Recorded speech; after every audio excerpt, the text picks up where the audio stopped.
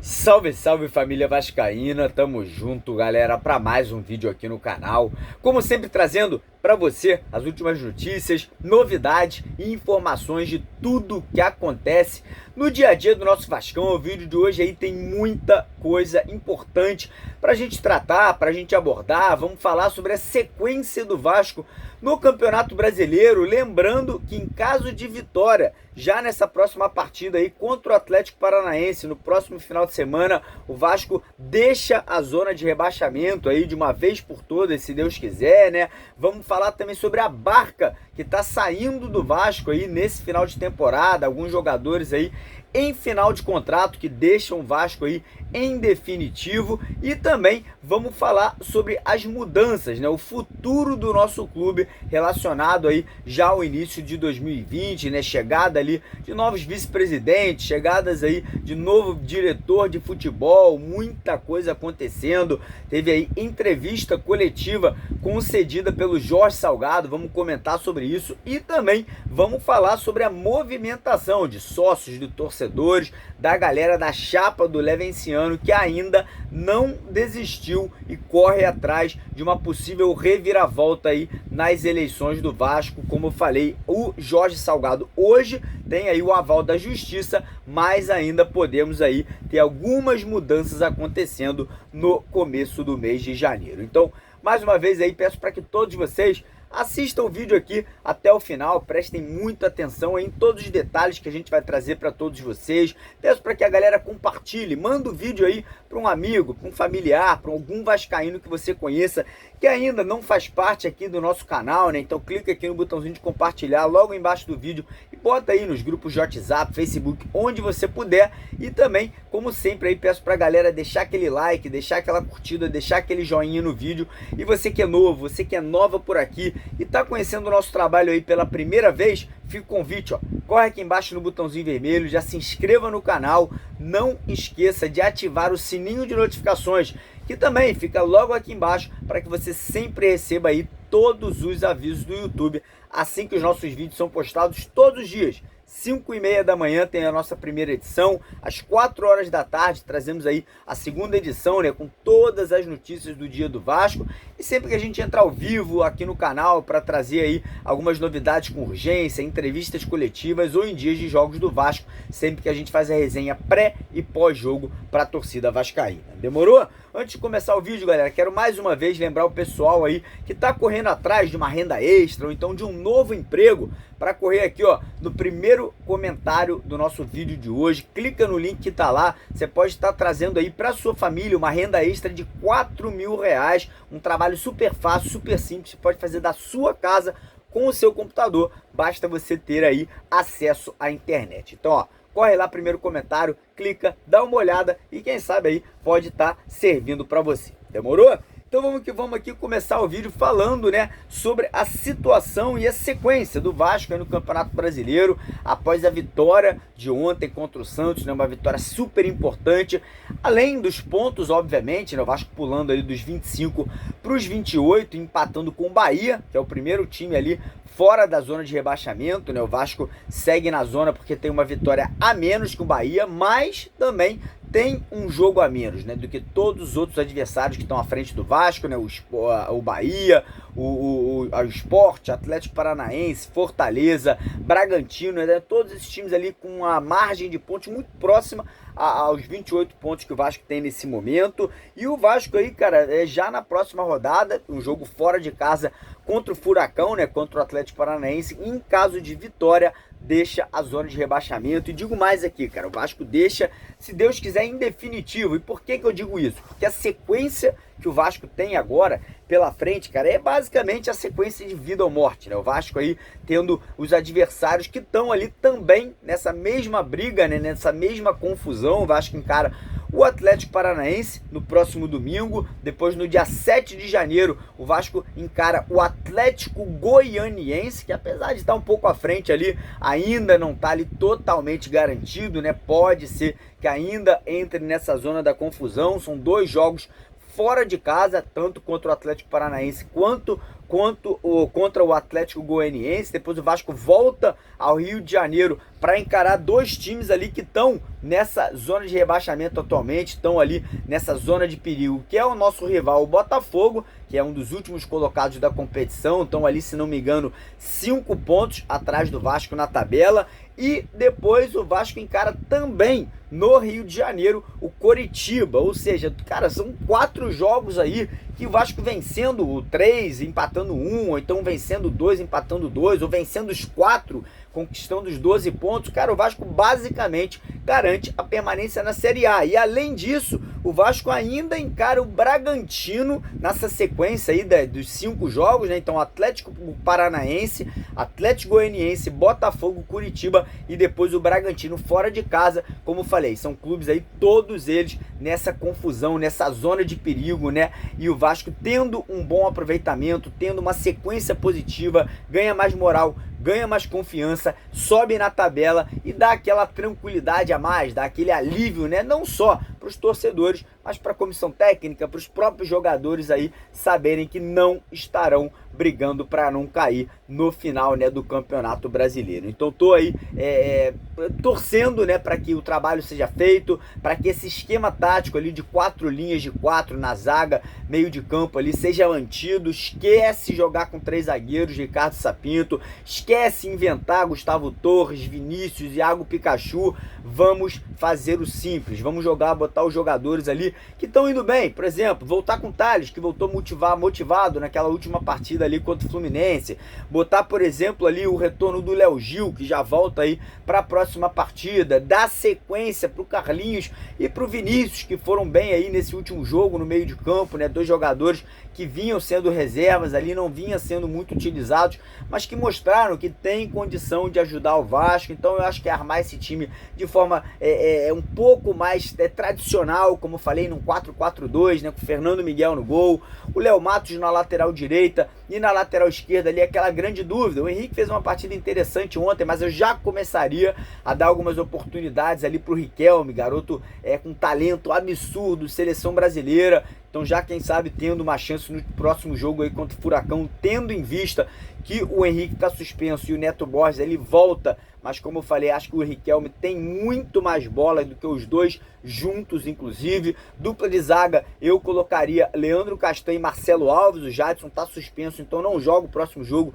Então o Marcelo Alves voltando aí, assumindo de uma vez por todas essa titularidade. Meio de campo ali, eu entraria com o Léo Gil, com o Andrei e com o Juninho e com o Carlinhos, ou então na vaga do Andrei colocaria o Bruno Gomes, que é um jogador mais de pegada, um jogador ali de mais marcação, mais ativo no meio de campo. Então quem sabe aí ou o Andrei ou o Bruno Gomes nessa meiuca ali ao lado do Léo Gil, Carlinhos e Juninho, né? E lá na frente eu entraria com Germancano e Thales Magno, como eu falei, 2 linhas de 4, 2 atacantes, faz ali a casinha, fecha o meio de campo e o Vasco consegue aí ótimos resultados com toda certeza nessa sequência que a gente tem pela frente. Agora, antes da gente mudar de assunto aí, falar sobre Barca, jogadores saindo do Vasco, falar também sobre o futuro do nosso clube, né? Em relação à política, novas diretrizes, né, dentro do futebol, finanças aí. Quero lembrar, galera, que nessa terça-feira nós iremos estar ao vivo aqui no canal a partir das 8 horas da noite. Você que quer participar da nossa live, você que quer participar dessa resenha aqui com a gente, participar do sorteio aí de 2 camisas oficiais, uma camisa oficial do Vasco de jogo e uma camisa oficial de treino, corre aqui embaixo, vira um membro do canal no botãozinho azul e branco, que fica logo aqui embaixo do nosso vídeo aqui, né, ao lado do botão vermelho de se inscrever. Custa apenas R$ 1,99 por mês. Você participa de todos os sorteios que a gente vai fazer. E lembrar que no dia 25 de dezembro, dia de Natal, nós iremos sortear um PlayStation 5. É isso mesmo, galera. Falta pouco para o sorteio, então você que quer participar, corre no nosso Instagram, é de graça. Todo mundo que tiver acesso aí, né, ao Instagram nosso, que está aqui na descrição do vídeo de hoje, o link lá, clica lá, se inscreva no Instagram, que automaticamente você já participa aí desses sorteios. Agora, falar da Barca, né? O Vasco que vai estar perdendo um grande número de jogadores, e a grande maioria não vai fazer a menor falta, né? Um deles, infelizmente, até agora, parece que vai estar saindo do Vasco. Esse sim vai fazer uma falta imensa, é o Benítez, né? Até agora não tivemos novidades, né? O Salgado falou que entrou em contato com a diretoria do Independente, mas ainda não teve ali, né, nenhum tipo de garantia. Então hoje o Benítez sai do Vasco, se nada mudar até o dia 31 de dezembro. E teremos outros jogadores ali, como o Ribamar, parece que já está se desligando do clube. Felipe Bastos, outro que também deve estar saindo do Vasco. O Breno e o Ramon. Então todos esses jogadores saindo do Vasco em final de contrato vai abrir um buraco financeiro ali positivo que pode ser usado já no começo da próxima temporada para o Vasco investir no futebol. Seja lá quem for o presidente, não pode deixar de fazer grandes contratações para a próxima temporada. Está pegando aí mais ou menos e falando em torno de quase R$ 1 milhão que o Vasco vai deixar de pagar de salários, aí somando todas essas peças que a gente comentou aqui, alguns outros também que a gente nem comentou que vão estar saindo também. Então tem que investir pelo menos em 2 contratações de peso, 2 grandes nomes, para chegarem e colocarem o Vasco num nível de disputa mais alta, né? Então basicamente essas são as saídas aí. E agora há pouco estava rolando, né, uma entrevista coletiva do Jorge Salgado, na qual ele falou sobre várias coisas. Uma coisa que me deixou ali com uma pulga atrás na orelha foi o fato do Salgado começar a entrevista ao lado do Alexandre Campelo, amiguinhos, tudo ótimo, tudo maravilhoso, né? O que eu já tinha falado há muito tempo aqui, né, no canal, já tinha deixado claro para todos vocês que assistem aqui o nosso trabalho, né, que os dois, cara, estão juntos, a verdade é essa, não vou mentir para ninguém. E o Salgado aí falou sobre vários assuntos, falou sobre construção de CT, falou sobre a reforma de São Januário, falou que iria dar sequência aos projetos do Alexandre Campelo aí relacionado a esses 2 assuntos, né, terminando, né, de construir o CT que teve seu início aí nesse ano de 2020 e também, quem sabe, aí dando início à reforma de São Januário. Falou sobre os seus vice-presidentes ali, né, de finanças, de marketing, falou que a equipe é uma equipe extremamente capacitada e que seria a equipe mais capacitada do futebol brasileiro de todos os clubes da Série A. Mas outro assunto interessante, anunciou todos os vice-presidentes até agora. O único VP, o único vice-presidente que não foi anunciado até agora foi o vice-presidente de futebol. Será que tem alguma coisa do Campelo por trás disso aí? Cara, já falei aqui, não irei admitir que o Campelo continue aí dentro do futebol do Vasco. Seria um absurdo e um desrespeito imenso ao torcedor vascaíno, caso o Salgado seja realmente presidente, né? Como eu falei, ainda não tem certeza absoluta sobre isso. E falou ali sobre dialogar com outros candidatos, né? Ele não citou nomes do Leven, não citou nomes ali do Frias.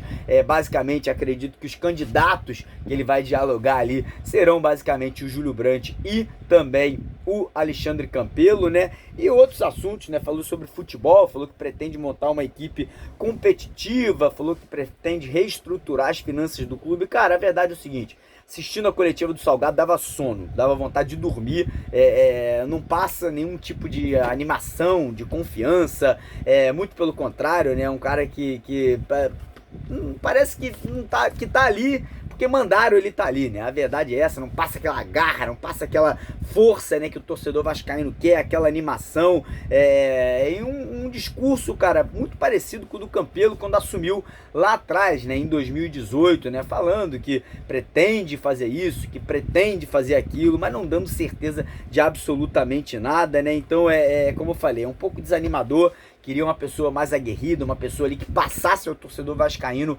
esse ânimo, né? Já trazendo a torcida para se associar, falando da importância, falando ali que o Vasco realmente precisa da torcida. Em nenhum momento cita esse tipo de situação, né? Em nenhum momento ali chama a torcida para dentro do clube, passa ali, né, aquela situação, galera, preciso de vocês, vamos contar com a gente, vamos para cima. Não chega, né, junto com o torcedor vascaíno, mas enfim, né? Vamos ver o que vai acontecer. Como eu falei, ainda tá muito cedo, ele só assume no dia 19 de janeiro do ano que vem, de 2021, e eu venho batendo na tecla aqui, não se surpreendam se nós possamos vir a ter, né, uma nova reviravolta nas eleições do Vasco. Sócios se unindo, pessoas de dentro da chapa do Levenciano aí pensando seriamente em recorrer sobre a decisão judicial. Isso aí aconteceria na primeira semana ali do mês de janeiro, né, de 2021. Então realmente podemos ainda ter mudanças nessa questão política e eleitoral dentro do Vasco, como eu falei muito cedo,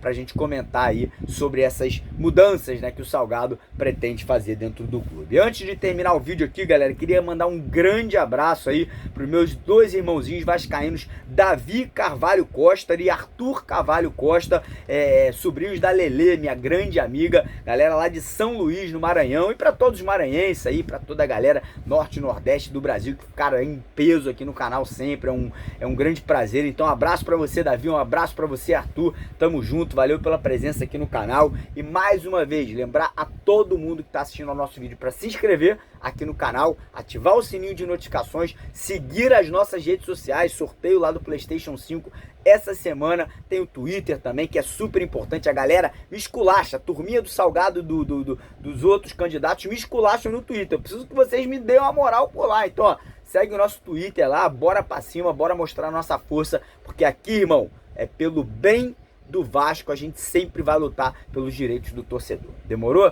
Tamo junto. De vascaíno para vascaíno, porque aqui, ó, é Vasco. Valeu!